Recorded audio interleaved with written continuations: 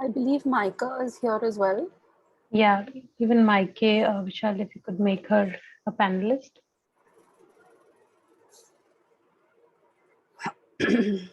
Has anyone heard from Sanjid? I'm not able to Not read. yet. I'm just trying to reach him. Give me a minute. Hi, hi.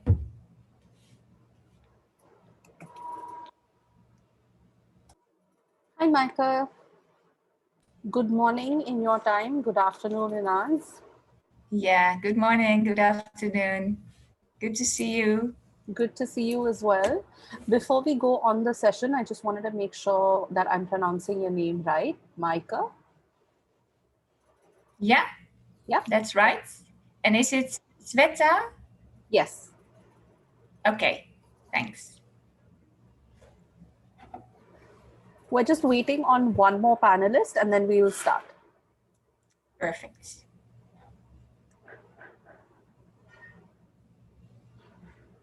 And do we have to keep our video open? What do you prefer?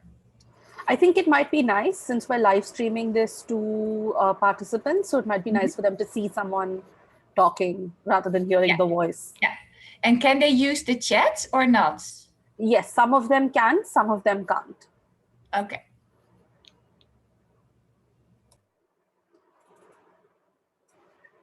Good afternoon, Mr. Allah Mohammad Amtai. Hello, good afternoon. I hope you are fine. We're well, thank you very much. Thank you.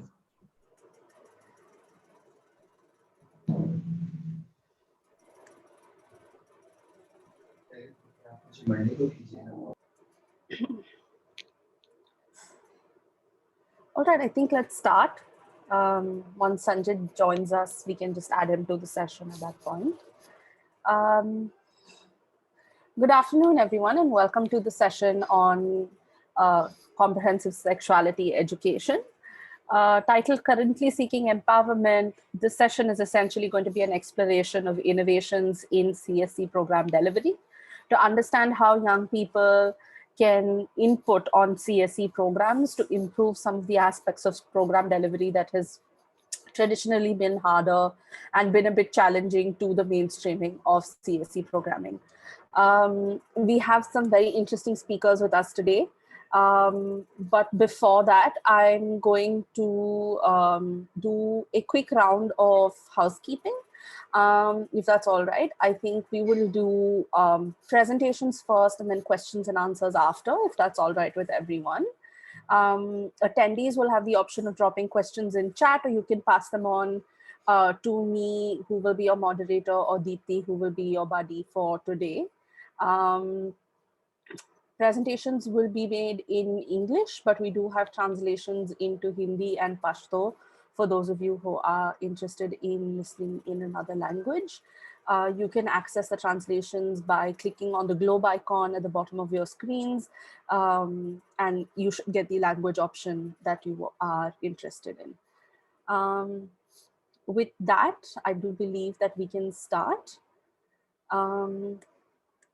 Our first speaker for today is Mr. Ala Mohammad Ahmadzai from the Afghan Family Guidance Association. Mr. Ahmadzai works as the focal point coordinator and the senior trainer with Viper Afghanistan organization. In his previous stint, he worked in various roles with the Organization of Fast Relief and Development in Afghanistan. He has been a member of the Civil Society Election Coordination Group and a trainer with the Society and Afghan Khyber Institutes in Kabul. Mr. Ahmadzai holds a diploma in business administration from the National Institute of Management and Administration and a Bachelor of Business Administration from the Sunshine University in Kabul, Afghanistan. He has been part of several trainings of the Civil Society Election Coordination Group, the National Democratic Institute, the Counterpart International, Citizen Election Observation in Dubai, Hagar International, and USAID. Welcome this afternoon, Mr. Ahmadzai. The floor is yours. Oh, hi. Thank you so much for my introduction. Thank you. Of course, I have worked in various sections and Of course, this is our responsibility to work for our country, for our youths, and for our people. Thank you so much. So, as you all know, I'm going to again introduce myself. My name is Alam Muhammad Ahmad Zai, and currently I'm working as a focal point coordinator for YPR Afghanistan organization and network. So, thank you so much. Uh, I think I have a presentation. I'm going to briefly present my presentation. So if possible, to show it in the screen, if somebody can help me in this regard, to show my presentation in the screen for the participants to see the presentation.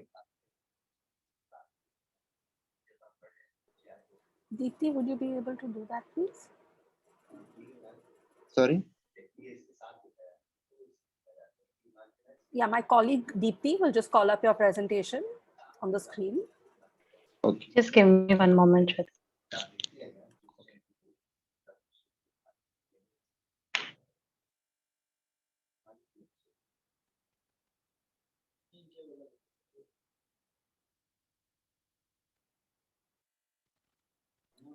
In the meantime, if it's all right with everyone, can we have the panelists please turn on their cameras? That way we can, the audience that's watching can also see who we are. Okay, it's a good idea.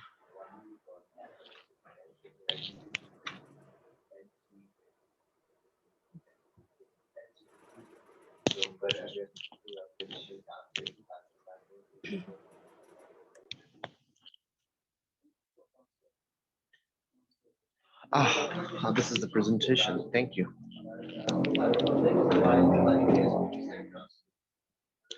Okay, shall I start, Sveta?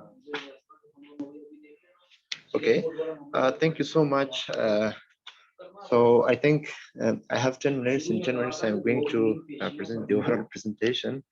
As you all know that the current situation of Afghanistan is very tough. In fresh news, the Afghanistan became the most sad country in the world. So we pray for the Afghanistan to be secured back again. And in spite of such issues, we, YPR Afghanistan and AFTA, are trying their level best to work and serve for youths in the section of CSE and the rest of other projects. Coming to the first slide, history of YPR Afghanistan, sorry, YPR International. As you all know that the YPR program has started its work since 2001. So YPR is working in the 67 countries, but it was launched in 27 countries of Eastern Europe, Central Asia, and trying to spread the programs in overall the world in order to serve in different sections for youths, both male and female. So in Afghanistan, we have started our work since 2016 for youths, both male and female. And we have worked in different sections. We have started work with the Afghan Family Guidance Association. We are partnered with them since 2017. Of course, we're working since 2017 with them in section of CSE, Comprehensive Sexuality Education, SRHR, HIV prevention, like in family planning, maturity age, and the different more issues that we're focusing more to, which are more important and are very effective for youths. So we are working in these sections in order to serve for our youths. And in section of CSE, we are working with the AFGA and comprehensive sexual education. So we're going to the other slides in order to present the information, the work, and the activities that we have done with the cooperation of AFGA. So in YPR Afghanistan and AFGA partnership, so we are the member of, we have the partnership with AFGA since They're working together with AFCA since 2017 in section of CSE comprehensive sexuality education, SRHR, HIV and AIDS, drugs prevention, family planning, pre-marriage counseling, youth health counseling, public speaking, and communication skills. So these are the sections that we are working. We have worked with AFCA and continues our activities in the future as well. So please change the slides. One more. Yeah, this is a slide. So in this slide, it's mentioned that we have partnership with AFCA since 2017. As I have mentioned before, in SRHR, HIV prevention, CSE, drugs prevention, female planning, maturity age. And these are all the issues. These are all the topics that we are working. We have conducted the training activities since 2016 and 17 in Afghanistan. So one slide more. Thank you. So YP Afghanistan also signed MOU with the One Family Guidance Association AFCA in 2019. So in order to work together for comprehensive sexuality education CSE in Afghanistan. So we have successfully implemented such activities and trainings. And so as we have mentioned in another slide, so please change the slide. There are some number of youths that we have trained them in previous years. Please change slide. So YP Afghanistan have worked in SRHR, family planning, HIV AIDS, pre-marriage counseling, drugs and maturity. So through peer-to-peer training approach, we have provided trainings to more than 2,800 youths in different provinces of Afghanistan, like 1,400 male and 1,400 female are our main targets that we have trained them in Afghanistan. So YPR is a volunteer network, has a volunteer network as well. Along with this, we have registered this network as an organization in 2019. So we have successfully provided trainings in these sections to more than 2,800 youths, both men and female, which is a huge achievement for YPR Afghanistan. So along with this, let me show some pictures in the slides. Please go ahead. So, this is one of the picture where YPR Afghanistan during the training. So this is my training. I think there's me in the picture with my trainees. Of course, this is a game that during the training we have played a game with the trainees in order to entertain the youths during the training. We have games, role plays, and other sections in order to proceed the training successfully and entertain the youths. There is another picture. Please go ahead, change the slide. Yeah, this is another picture where we have a game. So the trainer, so the trainer, this is me in the picture as well, that I am providing information regarding the game of the rule of the game to youths. There are youths, both men and female, in this game as well. Please go ahead. Yeah, this is another training where we are distributing the certificates to youths. So all the pictures that are here, so these are some pictures that shows that during these trainings we have we are providing trainings on the SRHR and planning, HIV/AIDS, which are more important. So we are trying to work innovatively with youths to provide them and then try to provide these trainings more innovatively to learn these issues well. So now coming to CSE, another slide. In this slide, it shows that we have trained like in 2019, 750 female and 750 male, like 50-50. We have trained more than 2,300 youths, both male and female. in Afghanistan, like in CSE. So this is a big achievement for us. Since 2019, we started work in CSE. Like during these 3 years, we were successfully trained 2,300 youths, both male and female, like 1,150 male, 1,150 female. So it was a big achievement for us. So there are some pictures of CSE trainings. Let me show you. Please change slides. Yeah, this is a group photo of the comprehensive sexuality education training. Uh, I think this is one of the picture of a province that we have provided this training. Sorry, in Kabul, the capital of Afghanistan. Please go to another picture. Yeah, this is another picture where our two trainers providing training regarding CSE to both male and female. So this is the training of female. Sorry. Yeah, another picture. This is another picture of CSE training in one of the provinces of Afghanistan, where there are more hundreds of youths are participate in this training, and the trainees over here are both male and female.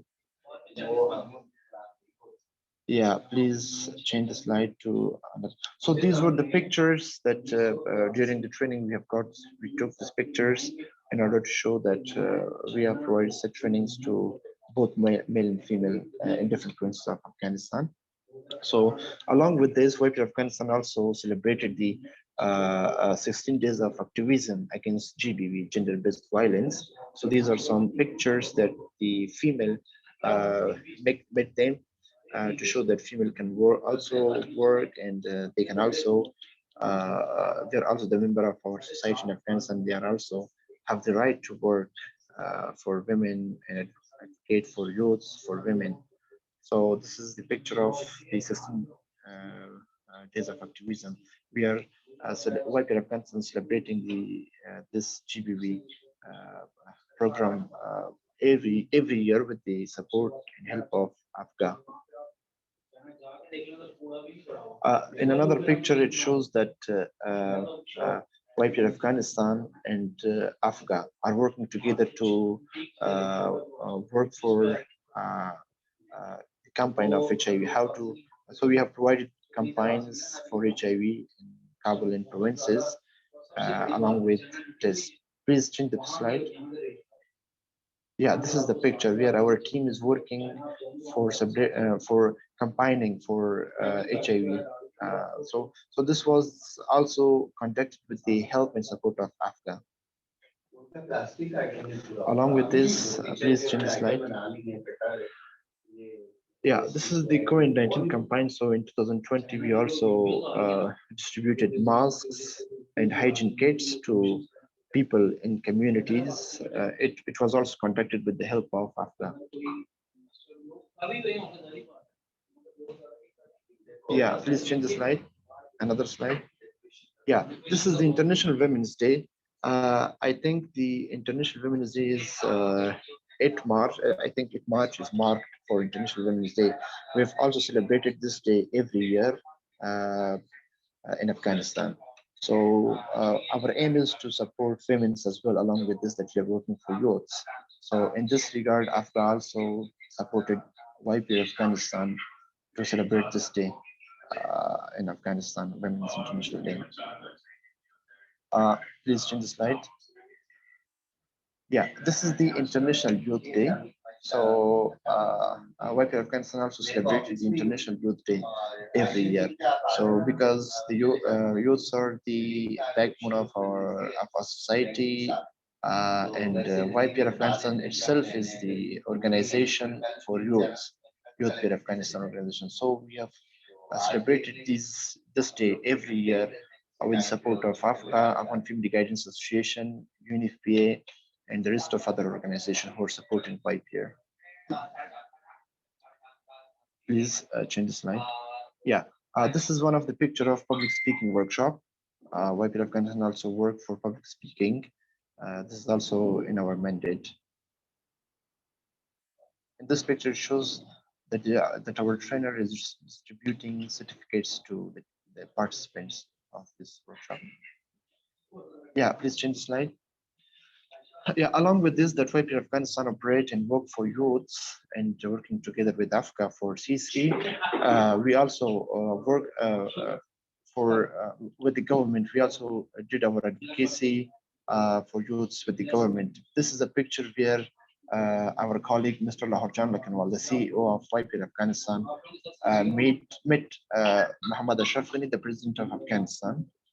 I think it was a few years ago. Yeah, in another picture, this is Mr. His Excellency Dr. Abdullah. Our colleague Mr. Lakanwal met Dr. Abdullah. So these are the pictures that we have also shared our activities with the high-rank government officials in order to promote our network and our organization, in order to show and tell them that YPR Afghanistan also can work for youths. And there's an organization that working for youths in Afghanistan. Please change the slide. Another picture is that YPR team is there. We have a coordination meeting with Mr. Hamdullah Mahib. I think he was the security advisor of the previous government of Afghanistan. We had a meeting with him and presenting our activities and achievements regarding youths and CSE that we have conducted in Afghanistan. Please change slide. Yeah, in this slide, we have our colleague, Mr. Lakanwal, have a coordination meeting with the Minister of Foreign Affairs. In this meeting, we have discussed with the Minister of Foreign Affairs that YPR Afghanistan is working for female and also focusing on the female section, on the women's. So we had this meeting for their coordination, for their cooperation. For YPR Afghanistan and how to keep our relations with the government. So in this regard, the Ministry of Foreign Affairs was the most important ministry which play a vital role in the section of female women's. Therefore, we had a meeting with them. Along with this, we had another meeting with the Ministry of Communication, Information and Technology, NCIT. Please change the slide. Another slide is mentioned there. So we had a meeting with him as well. Along with this, please change another slide. We had a meeting with the Deputy Minister of Youth Affairs. This is the Deputy Minister of Youth Affairs, Mr. Shapur. Discuss the issues regarding youth's problems and other issues related to YPR Afghanistan. So they also said that we are support with YPR network organization. Please change the slide. So this is a coordination meeting with Governor of Laghman.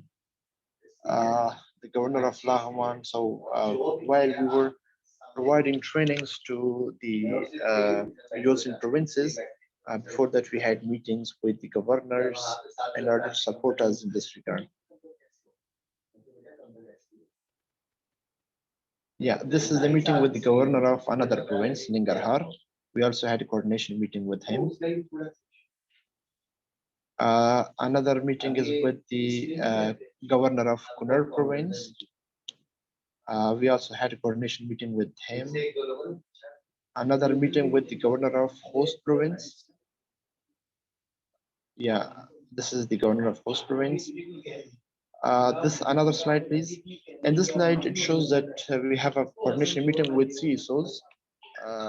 With CSOs, we had a coordination meeting and discuss the and we have discussed that how to work for youths in Afghanistan, what is the role of CSOs in this regard, and how to promote, develop our advocacy for youths, both men and female, how to support them and how to provide training programs for them. So this is a kind of coordination meeting among the CSOs. So in this slide, we have signed an MOU with the Afghan Family Guidance Association. So during 2019, we have signed an MOU with the YPR Afghanistan with the Afghan Family Guidance Association in order to conduct the CSE training activities in Afghanistan. So we have successfully conducted all the trainings with support of APGA. So this is a group photo of our team, YPRF, and this is the YPRF Afghanistan organization core team members. These are the core team members. So finally, I can say that YPRF Afghanistan has worked for CSE, Comprehensive Sexuality Education, and trained more than 2,300 youths in CSE. So we are very happy, we are very glad, and that AFGA, Afghan Family Guidance Association, supporting YPR Afghanistan in this regard. So we hope that they will support our network and organization in the future as well, to work together for conducting CSE activities trainings and provide capacity building trainings in CSE and raise the public awareness among youths and people in communities. Thank you so much for your attention. I think my presentation is finished. Thanks a lot for your all attention. If there's any question, you can ask. Thank you. Thank you so much, Mr. Allah Mohammed. That was a very comprehensive description of the work that AFCA and YPR are doing together. And I think also, points more to the importance of building partnerships, not just with young people, but also with the governments and people in positions of power to ensure that some of these programs that we design and develop get, rolled out in areas and at times that we need them to. I think something that struck me as really interesting as well was, how important these partnerships are in times of, political difficulty and strife, when some of these partnerships are what keeps programs going. So thank you so much for that. Our next speakers for today will be from the Family Planning Association of India. We have Mr. Nilesh Patel and Ms. Subhi Ghosh with us. I'd like to introduce them really quickly, and they will be speaking to us about the innovations in CSE that they have rolled out over the last year. Dr. Nilesh Patel is a medical doctor by training. He is a professional with more than 10 years of experience in the management of family planning, sexual and reproductive health, gender, and research. Dr. Patel has completed his master's in public health, specifically social epidemiology, from the Tata Institute of Social Science, Mumbai. Ms. Subhi Ghosh is the Central Executive Committee member with the Family Planning Association of India, and also a BEC member at the Bhopal branch. She has been with the organization for the last 3 years and has worked on various programs from CSE to health camps to other SRHR initiatives. She has completed her BSc in Life Sciences and done her MSc in Zoology. Welcome to both of you. The floor is yours. Thank you so much, Shweta, for this lovely introduction. And please bear with me because I'm attending this session from a non-official premise. I'm in a meeting somewhere else, and we all have to adjust these schedules. So thank you so much. I have with me Shubhi. Shubhi is our youth volunteer, and she's also the governing board member. So what I will do, I'll just give a brief introduction about our work of CSE, and I'm happy that Shubhi will be taking us all through the presentation, the work, and she will be on behalf of FPI. She will present this our work on CSE and innovative approaches which we have adopted in last 1.5 years. So FPI is one of the largest civil society organization in India working in the sphere of sexual and reproductive health. We are a 7-decade-old organization and we have a lot of experience working with youth and young people. Our CEC program is, if I have to tell you, it's like 4-5 decades long. I mean, we have a rich experience in working with young people.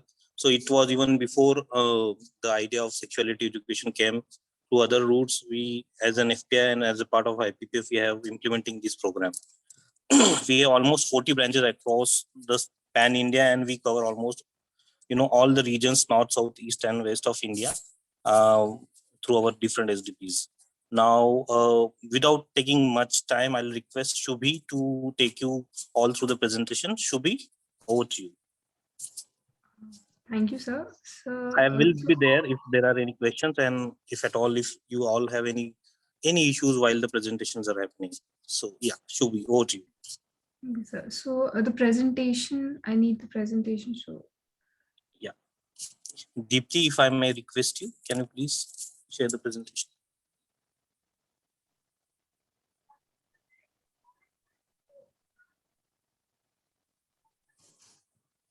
yeah, so okay, I would like, okay, so please open the third slide, the next one, another one. So by starting giving the brief introduction about FPI, so our organization was founded in 1949, a national voluntary organization working for sexual and reproductive health and rights. And by seeing the diagram here, we are able to understand in how many states it's providing its services, the legacy it contains, the number of beneficiaries, etc.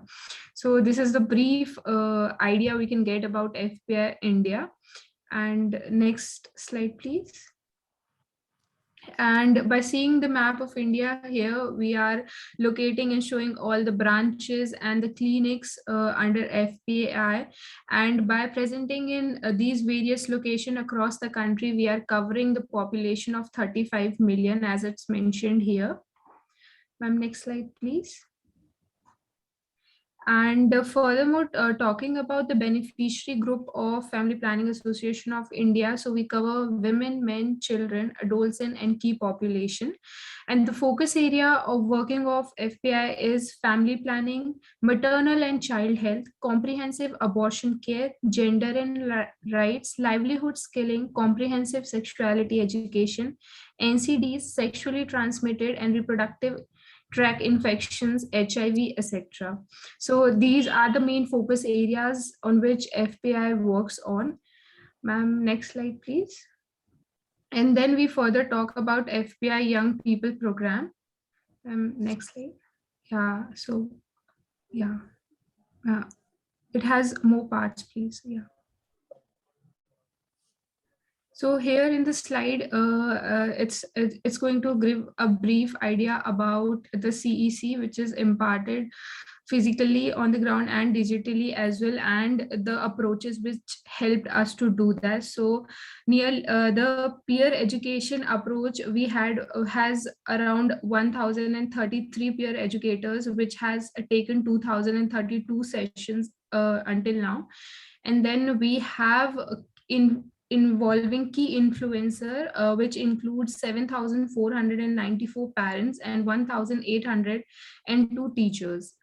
And then we have established youth centers, which are around 50 youth centers, which includes almost around 1,924 youth groups.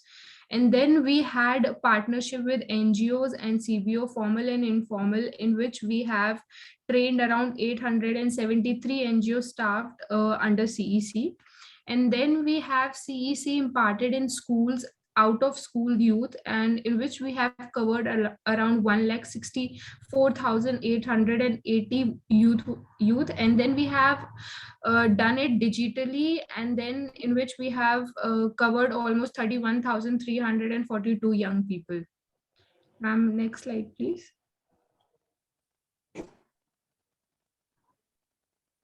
Ma'am, I request next slide. Yes. So here, when it comes to innovation in CEC program 2021, so seeing the COVID scenario, we have made kind of changes in it and to efficiently run it digitally. So we have, FPI has developed a bridged version of CEC modules for all 7 modules, in which it reduces the delivery time from 7 to 8 hours to 3 to 4 hours. So it can be implemented through digital route. All FPI branches and PO counselors trained on this module, and this is developed in year 2020 under Enable CEC project. So to present more efficiently and to do it in minimum time and the available resources digitally and virtually, we have made this abridged version of CEC, which is somewhere like giving all the important information of CEC in the reduced time, but with the same quality and the information which needed to provide it to the people. Ma'am, next slide, please. And then here we're going to discuss about the innovations which we actually used for it. And so here some of the branches of our organization has used the mode of YouTube local TV channels for broadcasting 5+ modules of CEC sessions facilitated by PO counselors and resource persons. So some of the branches has used YouTube, and which is we all know the most accessible source where one can reach and get the information. And then we have TVs in India, which is almost present in every household, and broadcasting it on local TV channels has made it quite easy in some branches. And then we have some branches have used the same online platform as the school is using for delivering their regular academic classes. This required advocacy with school, at least one weekly spot for 40 minutes or so on the platforms. As in the COVID time, we had all the schools and colleges running online only. So there used to be classes, and there with links to the school and with the colleges, we asked for like can you provide us with the one period like 40 minutes, and then through that we can like give our CEC training there and inform the students and everything. And then further, we have some branches utilize the online platforms like Zoom meeting, Google Meet, Skype, and delivering the abridged version of the CEC, which has targeted the age group of basically 19 to 24 years. So this was about the innovation. And ma'am, next slide, please.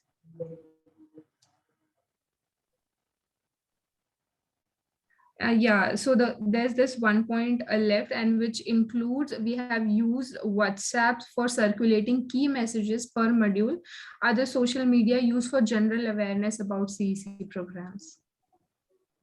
Next slide. Yeah.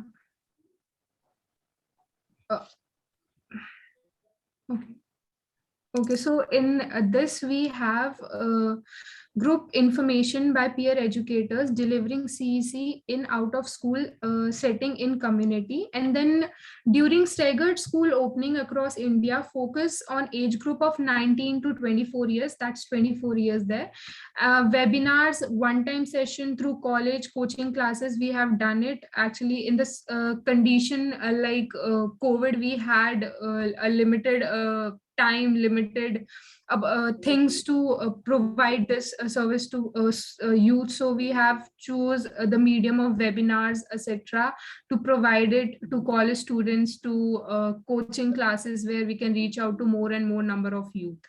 And then further, many branches are adopting skill building route through youth centers, online or offline, as per convenience of young people. So in the previous slides, we have discussed about the youth centers, which try to do networking with the youth in which is from school, colleges, through which we can like provide our CEC sessions, and then we can provide some vocational courses to them, so they get attached to us. And by those such mediums, we involved with that group of the youth people from colleges as well as from the schools and community, and we were able to deliver our sessions online and offline by using the hybrid model. Example, few sessions in person and a few sessions online, completing at least 5 modules.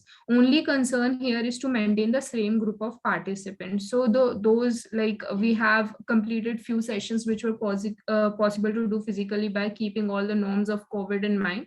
So we have done it on field, and then some modules we have completed online, and then through which we have completed at least all the 5 modules by using the hybrid model. Next slide, please.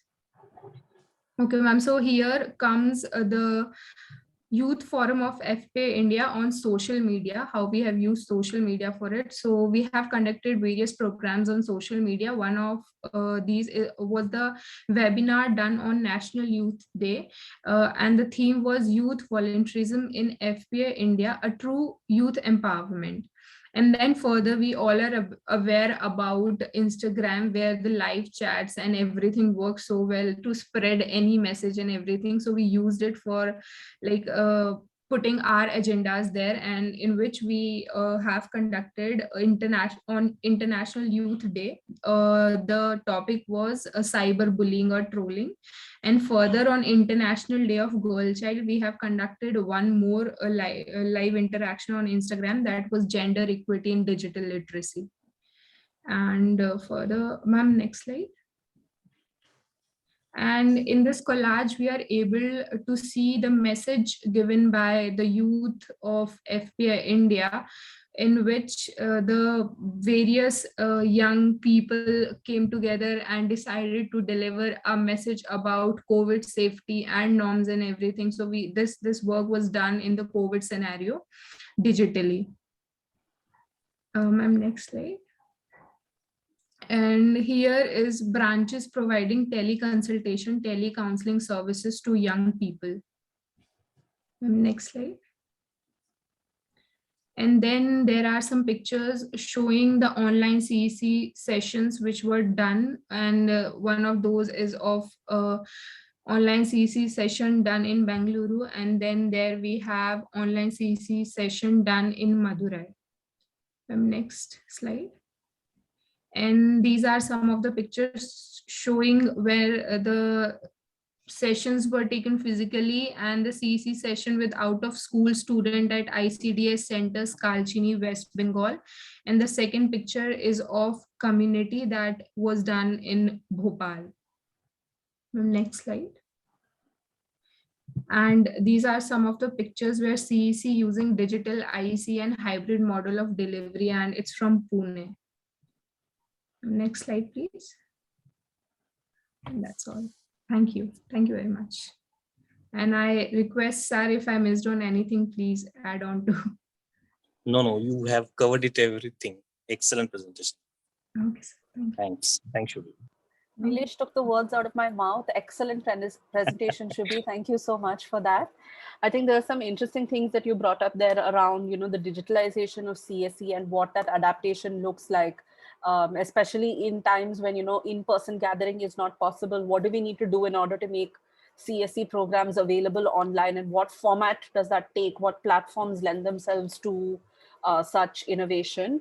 Really exciting. I've definitely got a couple of questions for you on this, but I'll come back to you after we hear from Micah. To introduce Micah very quickly, Ms. Micah van Veen is the program manager for international programs with Rutgers, the Netherlands. She started her career as an epidemiologist at the National Institute for Public Health and continued her career at the Sexual Health Clinic of the Amsterdam Municipal Health Services. Ever since 2015, she has been the Rutgers Senior Coordinator for Planning, Monitoring, Evaluation, and Learning of a multi-country SRHR program, especially in countries for young people, in which inclusive youth participation has been a core part.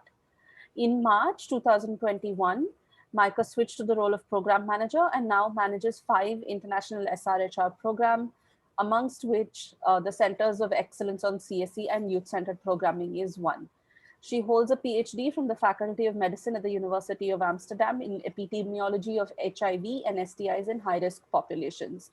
She's here today to talk to us about the Centers of Excellence project. So over to you, Micah. Thank you, Sweta, for this nice introduction, and thanks for the invitation to speak to all of you in this forum. Let me share my screen. Let's see. Yeah. So today, I think in the next 10 to 12 minutes, I will share some of the work of Rutgers. Rutgers is the Dutch member association of IPPF. So we are based in the Netherlands. Today, I would like to share some of our work that we do here in the Netherlands, as well as the work that we do with the regional centers of excellence who are based in Togo, in Ghana, and in Colombia. So this is our mission. We work towards sexual and reproductive health and rights for all. And for all means also underserved populations, but also young people, LGBTIQ. So the diverse group of young people and women. We work to improve the sexual and reproductive health and rights in the Netherlands. And I will tell you a bit more of our CSE work in the Netherlands, but also we work with partners in Europe, Asia, Africa, and Latin America. The title of the session is Innovations in CSE. There are different definitions of innovations. So what is new? I focus today really on our accelerated response to the COVID-19 pandemic, which really speeded up the digital transformation. That doesn't mean that we did not work online yet, but we do it a lot more. And we also realize we can do a lot more online. The other innovation that I won't touch upon very deeply is more the different scaling up strategies for CSE to reach not only thousands of young people, but to reach millions of young people. Of course, digitalization does contribute to that, but there's not enough time to discuss all of that. So first, a question to you.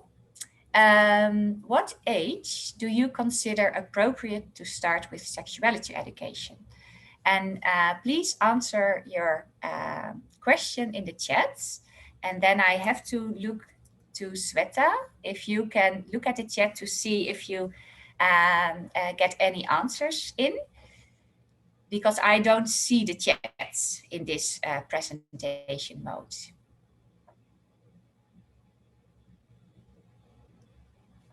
Okay, so I've got one response that says 7 to 12 years. Yes. Some more. Also, panelists, feel free to answer the question. I've got another one that says 13 to 18, one that says 4 to 6. So the whole spectrum, really. Okay, well, that's really interesting. So there's no right or wrong here. It is just depending on the messaging. It should be age appropriate, of course. And in the Netherlands, we already start with CSE at a very young age. That means between 4 to 6 years. In the very first groups of primary school, we already start with sexuality education, which is, of course, age appropriate. So what we tell kids of 4 years old is more about friendship, and that their body is theirs, that you should respect your own body. So it is age appropriate, but we are of the opinion that it's good to start early. And of course, the content is adopted as age increases. So the comprehensive sexuality education, but I don't think I have to explain that, because you all know it's not just about prevention of problems, but it's also really about building trust, relationships, and self-confidence. The involvement of young people is key in all of our programs and projects. The sex positive approach, evidence-based, we do a lot of research, and also the direct environment around young people, such as parents, educators, and teachers, are involved when we provide CSE. So how does that look like in the Netherlands? CSE is already provided at primary school, but also secondary school and vocational education. There is an online teaching package available and additional education materials for in schools, but also for parents. We work with different websites for schools, parents, and MHC is municipal health centers. So across the Netherlands at a municipal level, they can also access these websites. And we have a special website, which I think is already in existence since about 10 to 12 years. So that is pre-COVID, but it has been used a lot more during COVID. And that website targeted at young people, so that is aged above 12 years, is sense.info. It's in Dutch available, but also in English. And this is the homepage. And what is really popular on that website is the sex dummy site. You can go there and you see a male puppet and a female puppet that you can undress, and then you can get more information. In this case, if you look at the male figure, the different hearts, you can go there and then you can get more information about these bodily parts. What does that mean in relationship to sex, to love, etc. You can also see here at the left side of your screen the different topics that are being discussed in this website. And the website is really complementary to what is being taught at school. Then for professionals, we have many e-learning available. Targeted some at parents, some at teachers, others at healthcare professionals or teachers at different levels of school on very different topics within SRHR. It's all focused, of course, within SRHR. This page, I'm afraid you cannot read it because it's in Dutch, but we are now also in the phase of translating some of these e-learnings into English e-learnings. And that is also part of the Centers of Excellence project. So currently we are working on an e-learning for gender transformative approach and CSE. So that's a short snapshot of some of our work in the Netherlands on CSE. And I would like to switch now for the last 5 minutes to our international work. In the international work, we work always with partners in various countries. Many of these partners are IPPF member associations. And the focus of the work is not only at sexual health, but also a lot more on rights, on the rights of young people to claim their SRHR rights. We work with different civil society organizations in 29 countries across the world. You can see in the map in which countries we work with partners. And I would like to focus now on the regional Centers of Excellence project, for which we work with IPPF member associations in Colombia, Pro Familia, in Ghana, PPAG, and in Togo, ATBF.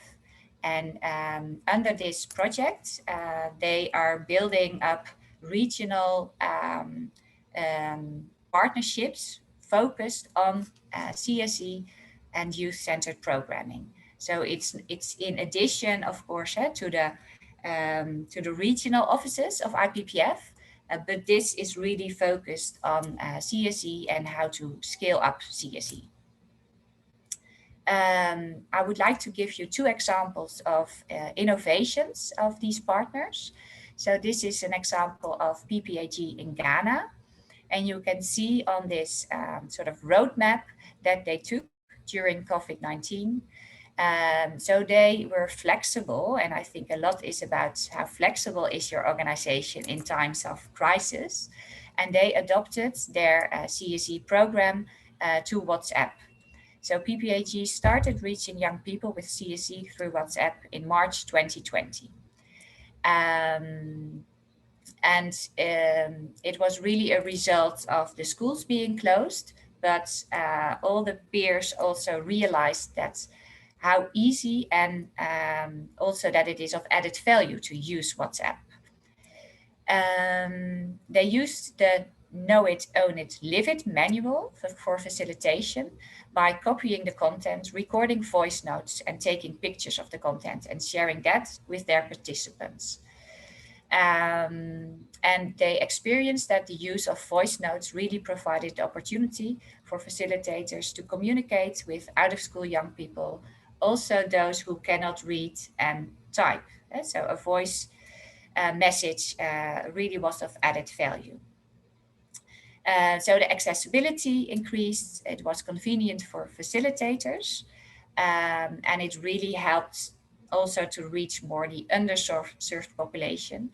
And of course, at that time, everyone was not in school, but it did contribute to reaching another audience. Moreover, facilitation in local language was also possible because peers could switch. Then an example of ATBF in Togo. In Togo, nearly 1 million young people have access to internet, and ATBF, because of the COVID-19 situation, the development of a mobile app was accelerated. It was really pushed by the pandemic to do that faster because it was already in their plans. So two online developments, the Info Adhesion app and an e-learning platform.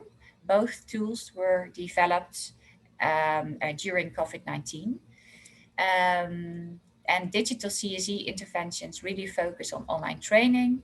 And the app is unique because it is also online teleconsultations can be provided through the app. So it's a combination of CSE provision and also service provision. Young people played a huge role in this development, the youth action movement. They were also involved in how the whole look and feel of the mobile app was.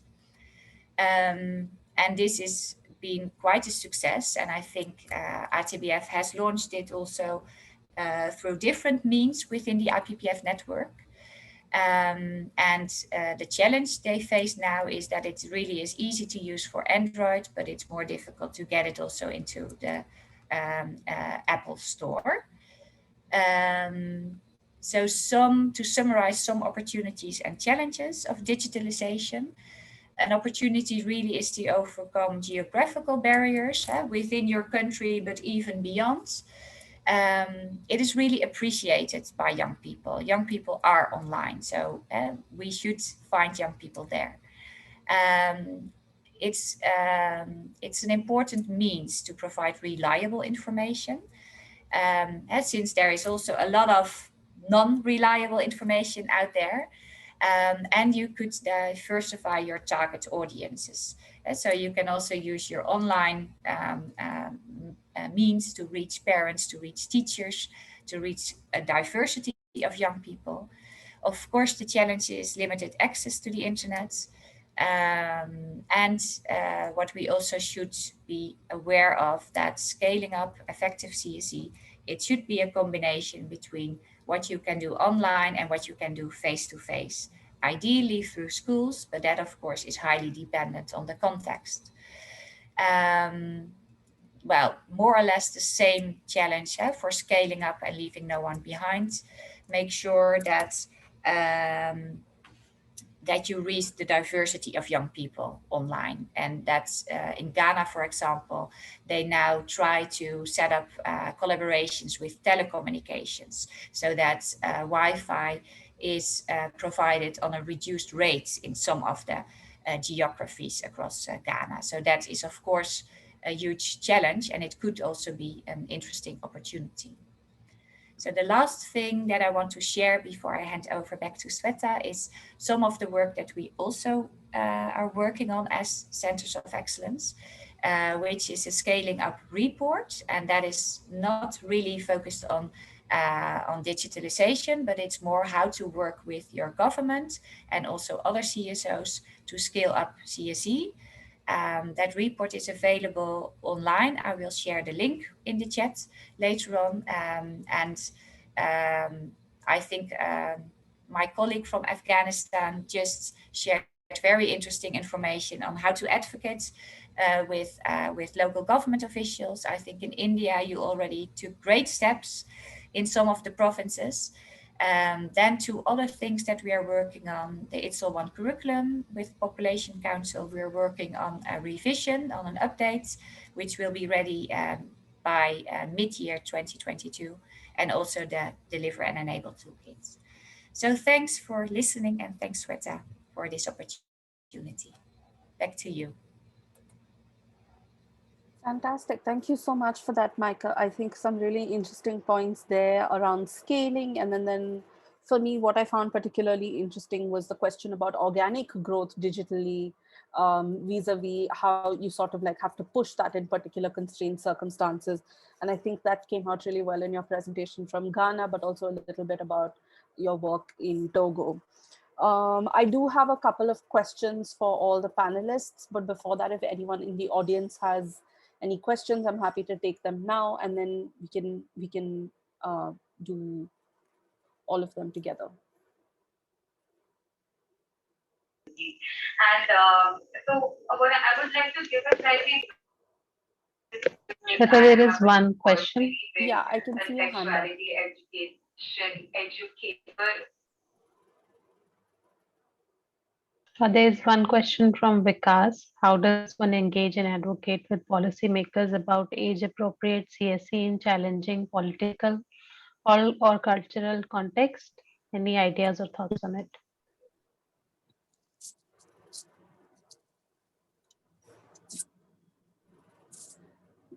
That one's open to anyone who would like to step in and take a crack at that.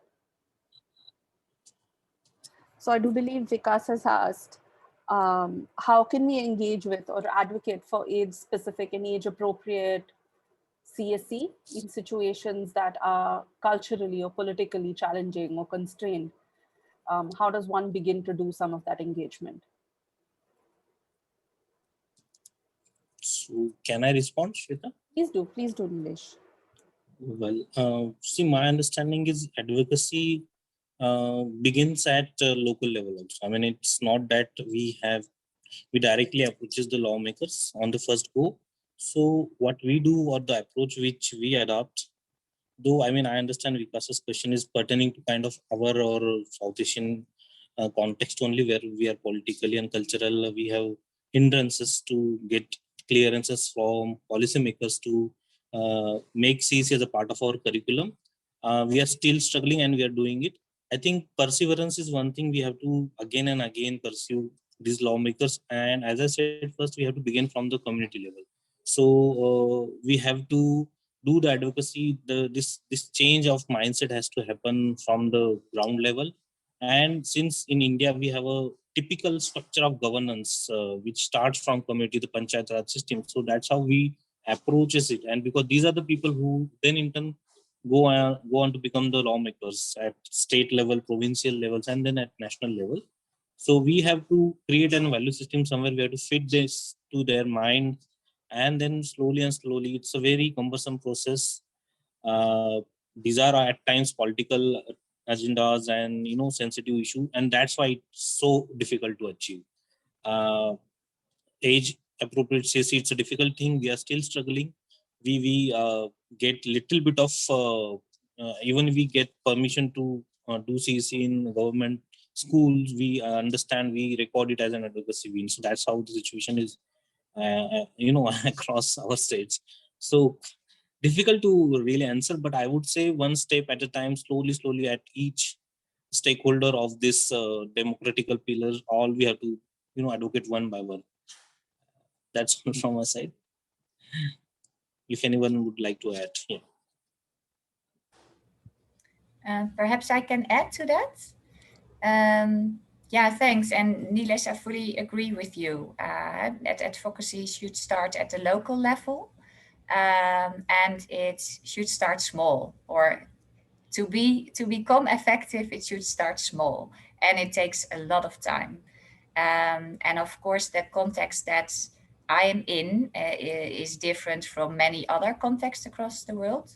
But also here in the Netherlands, we face opposition from parents. I don't want my kid to have sexuality classes in her first grade in primary school. And that is because there's a lot of also misunderstanding. So to continuously engage in conversations with school teachers, but also with local officials.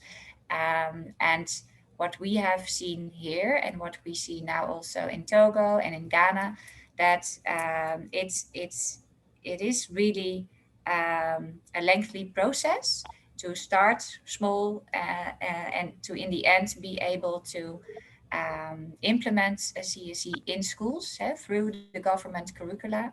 That is a process that can take many years, and it requires continuous engagement with your stakeholders, and not only with your like-minded other organizations, but also what we've seen in many countries is that working in partnerships is really key, and that it can start with attending meetings where perhaps government officials are, and get into conversations. And what I'm really noticing across the different countries that we work with, IPPF member associations, they are very trustworthy. So usually they have very good connections with local governments, but also national governments. And that relationship can, of course, be used to expand and to conduct advocacy in. So that's to add to Nilesh. Thank you for that, Shubi. Allah Mohammed, do you have anything to add? Any reflections? Thank you. As per my opinion, what's important to work to do the advocacy with policymakers. So I think we should specify our vision, what we're doing. After that, we can work with the policymakers for how to do the advocacy with policymakers for CSE. I think the most important thing is our vision, our plan, and our future aims. So according to that, we can work with the policymakers to advocacy for the any type of activity we would like to conduct, like CSE or any other same issue, same projects or activities that we have to conduct. So in my opinion, our aims and our future plans are very important. Thank you. Thank you for that. I can still see a hand up. So Daba Rustam, I believe you have a question.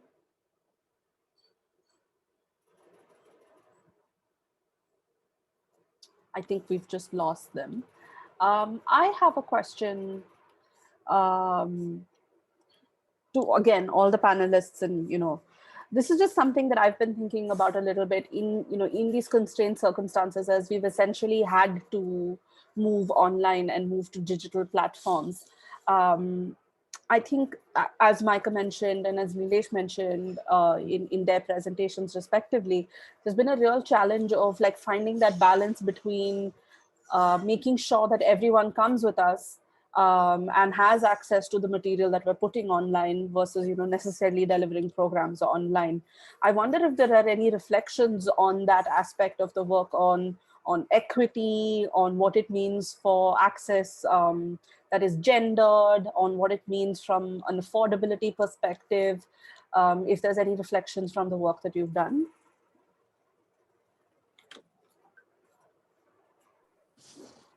Yeah, Shweta. I mean, it's a wonderful question.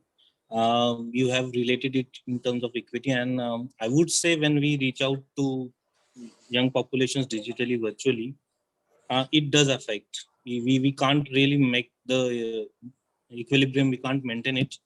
Unfortunately, these are the populations who have access to smartphones and then again internet. These are two different things, and it requires different resources. So obviously we kind of rule out a large chunk of population, young population, which do not really have access to these resources, and we can't reach out to them. So first of all, that's obviously inequity, but then in this circumstances, we don't really have any much to offer vis-a-vis the one-on-one CEC session. So that's exactly how pinpointed it. What we really, in given circumstances, what we really try to do is try to go as closer to the community as possible within the given limitations or the regulations, rules, whatever the local government has set up with the COVID norms or any other restrictions. and then we try to invest our resources. So maybe sometimes we use our mobile phones, the staff and all the technical devices, and then we reach out to the group which is not really, which is underserved or which they can't afford it. And that's why we have shown that we have adopted a hybrid model. That's inevitability even in the COVID situation. See, you cannot not provide um, these services to our population, right? So you have to use hybrid model. However, and whatever the situation is, there has to be a way out of it. So we try to uh, follow all the protocols and whatever the guidelines the government are providing, and hopefully and obviously, thankfully, the scenario is also now becoming quite okay, and everything is opening up.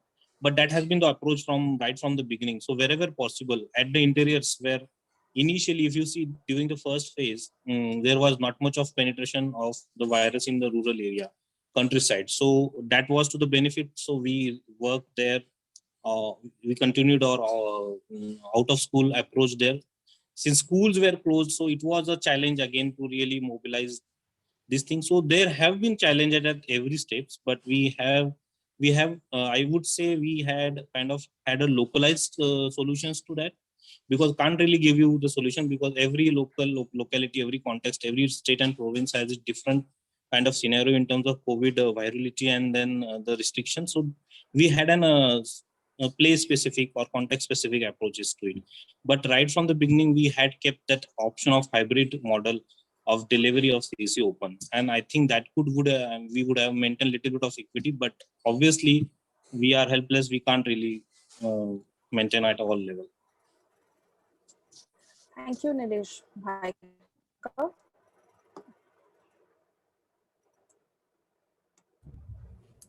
Sorry, what did you say, Sveta? I was just wondering if you had anything that you wanted to add to Any this. addition? Yeah. Yeah.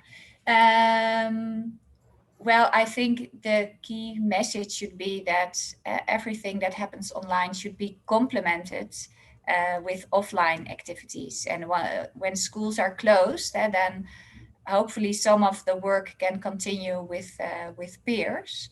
And I found the examples of Afghanistan really illustrative what you can do, what a lot you can do in with out of school activities. And that's also what our partners in Ghana and Togo did, and also here in the Netherlands when the schools were closed. And so youth clubs, etc., those can continue abiding the rules and the regulations, of course. But I think that's what we realize also with education in a broad sense.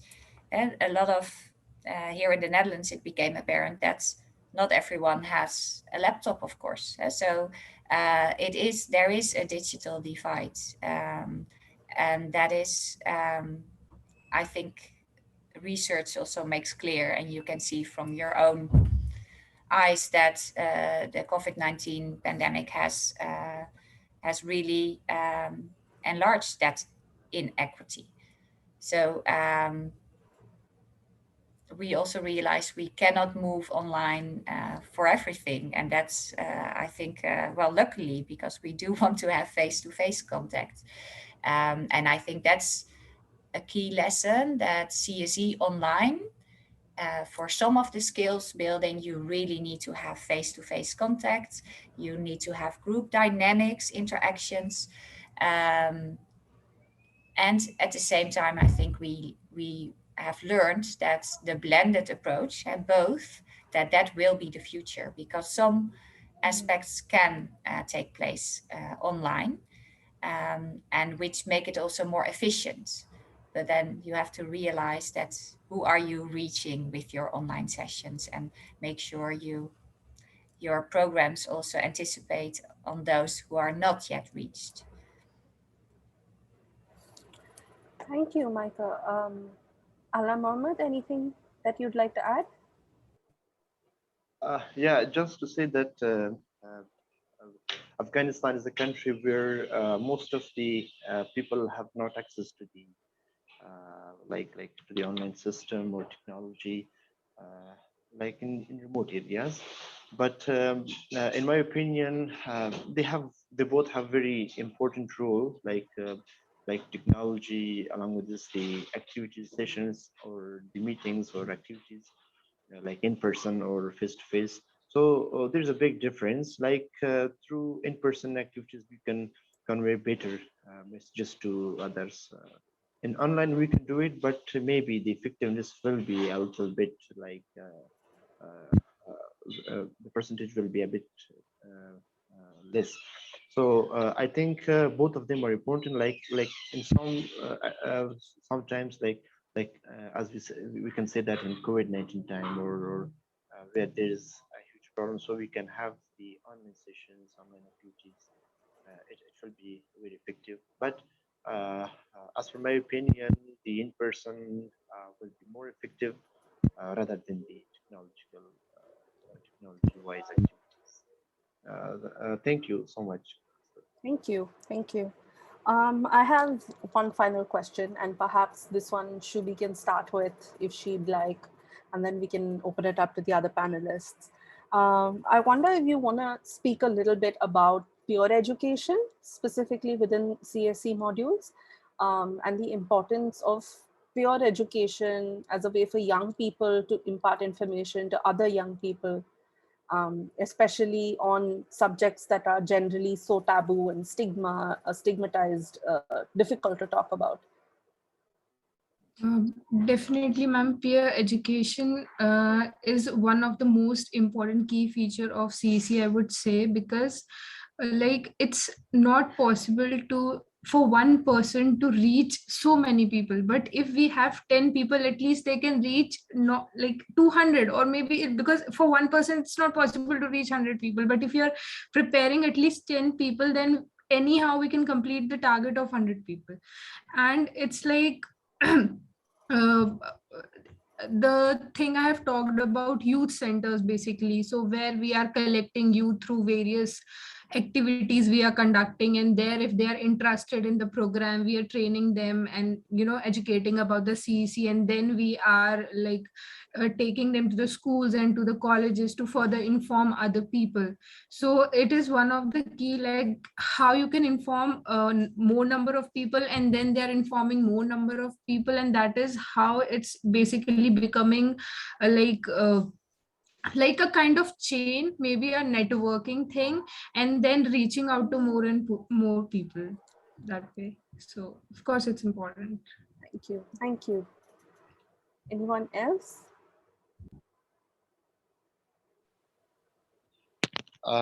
Can I share my idea? Yes, please. Okay, in my opinion, peer education it is very important. Like as in YP Afghanistan, we have conducted most of our activities through peer-to-peer approach. Due to the peer education, we were able to reach to more than thousands of youths in Afghanistan who conducted the activities. Like this, we found this very important and very effective way for reaching to others. Like we can convey our messages to other youths through peer-to-peer approach or peer education. In my opinion, it's very important and very effective in order to focus on such approach. It is very helpful in order to raise awareness among youths or convey our messages. Thank you. Thank you. Nilesh, you had something? Yes, Shweta, I'll briefly cover this. So I think peer education is the backbone of young people program. You know, it increases 3 A's: accessibility, availability, and acceptability. So peers are there, and of course, as mentioned by Shubhi, accessibility is kind of increased in many folds. They are always available there. They are a part of the community, so I think the time availability is not an issue. And then since it's the message is going through peers, it's acceptable to the peers, their young peers. So since this is such a difficult topic, if I may say so, uh, given the cultural and other kind of hindrances and taboos around that topic, so usually young adolescent, all this, they want to hear this topic from their peers first. And then obviously they get information from organizations like us and government avenues, and then other, are there avenues for information. But peer education is the first step, which kind of reduces the hesitancy about the topic, and then it creates the conducive environment for the young adolescent to seek more information. So it's important. So every organization or every country where this is just, they have a strong network of peers. So I would say they have wonderful young, the young people program is really, it will flourish. So they can do kind of innovations there. So it's the backbone according to me. It has to be there. Thank you, Nilesh. I really like the 3 A's that you laid out for us. Really captures some of that really beautifully. Micah, any closing thoughts on this issue of peer education? Yeah, again, the added value of having peers of your own age to, so I cannot really say anything new than that we've heard from our colleagues, and I fully agree with that. Yeah. Amazing, amazing. That brings us to the end, and I think we're almost on the dot in terms of time. Thank you very much for making the time this morning / afternoon, wherever you are in the world, Micah. I know it's quite early for you. I really appreciate all of you being here on this panel today. Some really interesting perspectives. I think all of us are going to be thinking about as we, design some of our own work and go forward in this space. Thank you, Nilesh. Thank you, Shubi. Thank you, Micah. Thank you, Allah Muhammad. And thank you to all of you who have joined us both in the Zoom as well as on the live stream. We hope you had a good afternoon. Do tune in to some of the other sessions that are happening at the forum. There are some sessions that are happening right after this one. You can access them through our forum portal. Please do also tune into some of the workshops that are going to be happening at 4 this evening. There's one on advocacy for young people and another one on resource mobilization. Thanks once again. Thank you so much, Vita. Thanks all. Bye. Nice day. Thank you. Bye bye. Thank you.